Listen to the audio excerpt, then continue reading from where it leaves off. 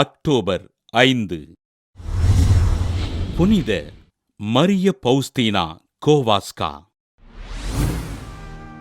Poland நாட்டிலுள்ள க்ளோக்கோவிக் பகுதியில் வாழ்ந்த ஸ்தனிஸ்லாஸ் மற்றும் மரியன்னா கோவாஸ்கா பெற்றோருக்கு கிபி 1905ஆம் ஆண்டு ஆகஸ்ட் 5ஆம் நாள் பிறந்தார் மரிய பௌஸ்தீனா கோவாஸ்கா.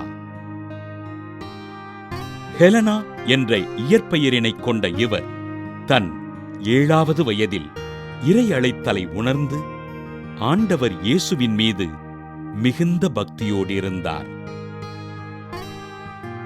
தன் 19வது வயதில் ஆண்டவரின் காட்சியினைக் கண்ட ஹெலேனா அவரின் கட்டளையின்படி வார்சாவிலுள்ள இரக்கத்தின் அன்னை சபையில் சேர்ந்தார்.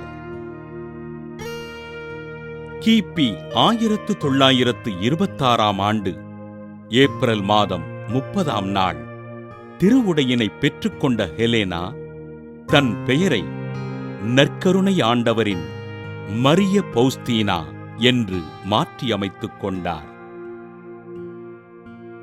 கிபி 1928ஆம் ஆண்டு தன் முதல் வார்த்தைப்பாட்டினை அளித்த பௌஸ்தீனா கிபி 1931ஆம் ஆண்டு பிப்ரவரி 22ஆம் நாள் இறை இரக்க ஆண்டவரை காட்சியாக கண்டார். கிபி 1933ஆம் ஆண்டு மே மாதம் முதல் நாள் தன் நித்திய வார்த்தைப்பாட்டினை அளித்த அருட்சகோதரி மரிய பௌஸ்தீனா ஆண்டவர் இயேசுவினை பல முறைகள் காட்சியாகக் கண்டு அவரோடு உரையாடினார்.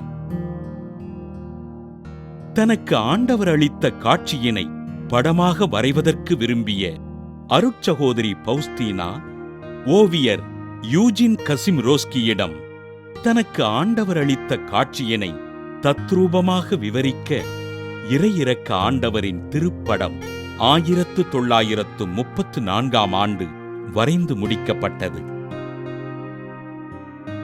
ஆண்டவர் தனக்களித்த காட்சிகள், இருவருக்குமான உரையாடல்கள் போன்றவற்றினை பதிவு செய்து எனது பணி ஆண்டவரின் இரக்கத்தினை எடுத்துரைப்பதே என்று கூறி இறைப்பணி செய்த அருட்சகோதரி மரிய பௌஸ்தீனா கோவாஸ்கா 1938ஆம் ஆண்டு அக்டோபர் 5ஆம் நாள் விண்ணகமடைந்தார்.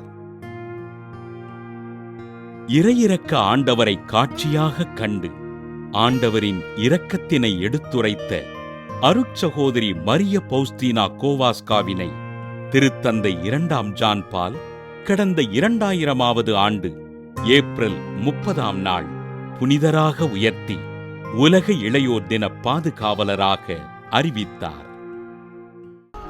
புனித மரிய பௌஸ்தீனா கோவாஸ்கா திருவிழாவினை கொண்டாடுகின்ற நாம் இளையோர் சமூக பொறுப்புணர்வோடு செயல்படவும் இறை விசுவாசத்தில் சிறந்து விளங்கவும் ஆண்டவரிடம் ஜெபிப்போம்.